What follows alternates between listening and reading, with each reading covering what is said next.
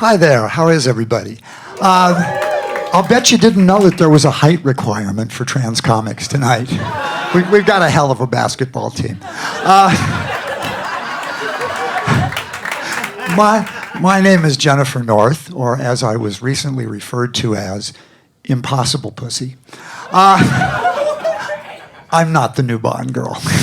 But it would be kind of cool to meet James, although I think a better name for me would be Improbable Pussy, because it has been improbable on, oh, so many levels. Now, I'm sure most of you realize by now that unlike Lady Gaga, I wasn't born this way. I've had a little work done, yeah. I've had facial feminization surgery and a boob job. I'm on hormones and reading Judy Blume. I gotta tell you, it's kind of a trip going through female adolescence at this point in my life. And I'm sure I'm gonna zoom straight to menopause in the next year or so and become my mother.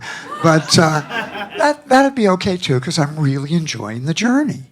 I'm out to most of my ex-girlfriends, one of whom said, "Honey, what took you so long?" And there's sort of a mutual agreement that I'm a much better girlfriend than I ever was a boyfriend. So it's all good. But, you know, as a trans woman, I feel that it is part of my mission to educate and inform. Well, that along with corrupting the youth of America. You all look like a pretty corrupt group to begin with tonight, so I think I can just skip ahead. Now, you know the one thing that you should never ask a trans woman? You never should ask if they've had the surgery down there. The genital confirmation surgery, we call it the bottom surgery. It's just a really private thing and you don't want to go there. But I'm going to let you in on a little secret. Among ourselves, it's all we ever talk about. Girl, have you scheduled yours? Who are you going to? How much did yours cost? How's yours working, by the way? Oh, my. It is a never-ending topic of conversation. I mean, trans girls talk about their new pussies the way little kids talk about Christmas. My friend Catherine, for example, she had her surgery back in the COVID summer of 2020, and she originally wanted to go to Thailand. Well, they make the best pussies. No, really. Anyways, Thailand was shut down because of the pandemic, so she was going to have to go domestic.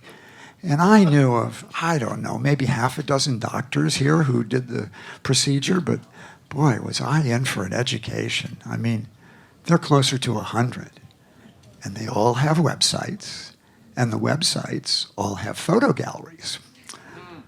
Now, I don't know if any of you have ever remodeled a kitchen or a bathroom, but, you know, you'll usually line up some potential contractors, and then you start taking a look at samples of their work. Well, I'd go over to Catherine's house, and there were pictures of vaginas laid out all over the dining room table. I mean, I had not seen that many pictures of vaginas since my freshman year in boys' boarding school. And they were good, I mean, really good. One even had a Yelp review that read, "I can't believe it's not pussy."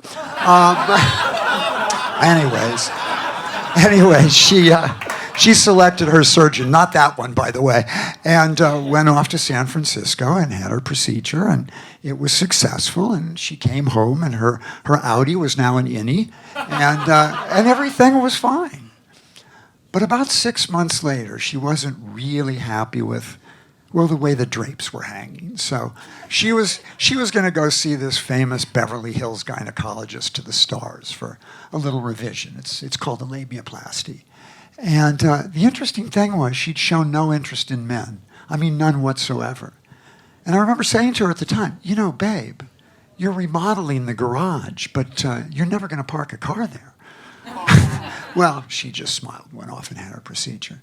But I did hear back from her a few months later. She called to let me know that she had indeed had a male visitor. Well, I was intrigued. I mean, come on, I had to ask. How was it? Did the lights work? Did the doorbell ring? Well, the lights worked. The doorbell, oh, I'm sorry. Well, Are you going to see him again? Are you guys like having a rematch? Well, that's the problem, Jen. I mean, I've texted and I've called and left messages, and he's just not getting back to me. I mean, it's kind of like I'm being ghosted.